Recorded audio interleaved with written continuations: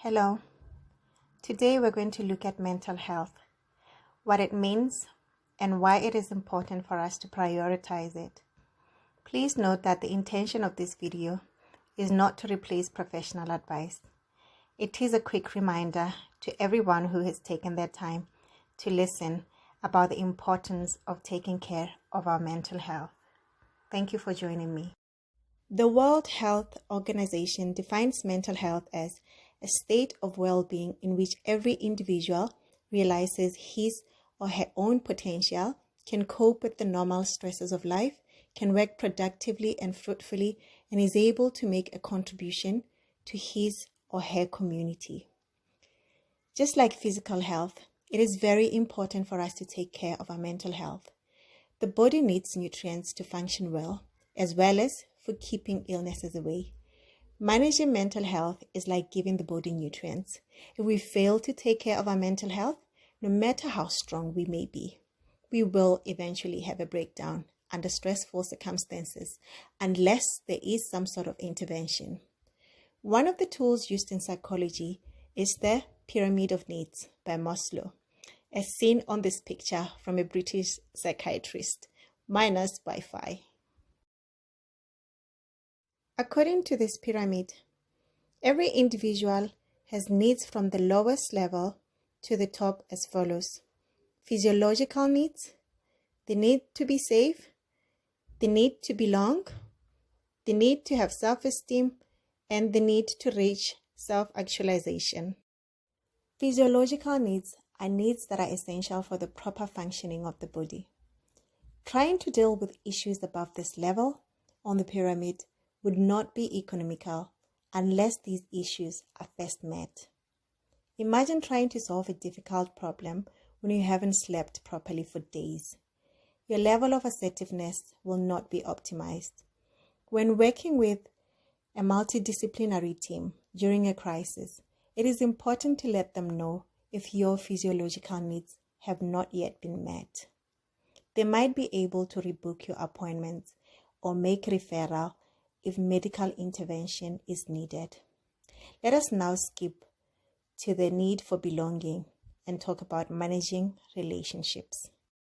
We need to prioritize our mental health in our relationships.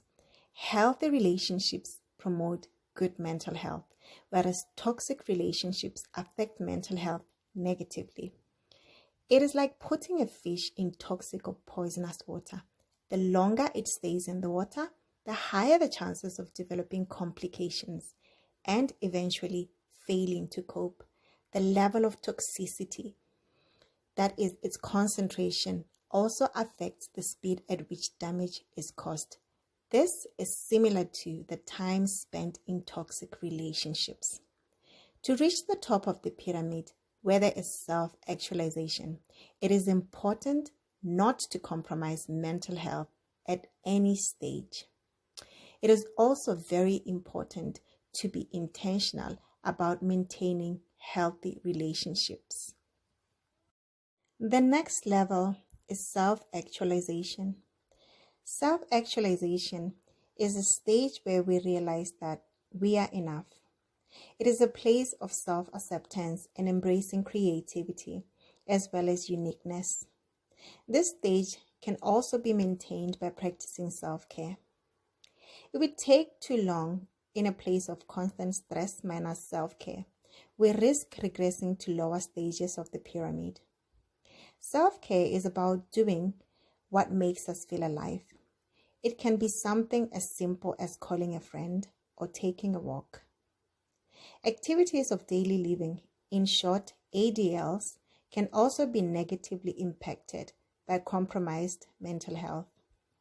This means that neglecting our mental health can ultimately lead to inability to do basic activities, which can result in more health complications.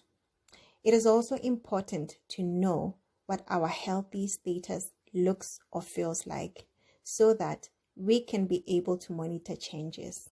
Our bodies communicate with us.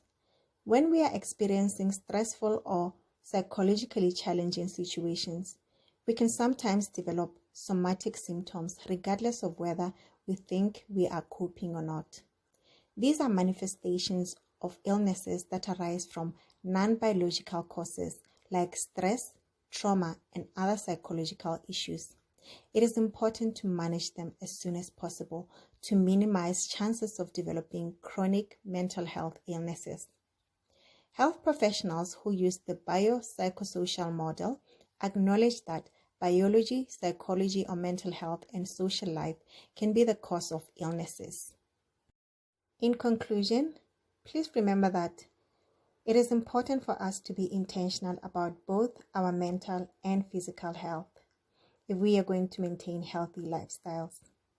Thank you very much for the time you have taken to listen to this video. Ke a leboga.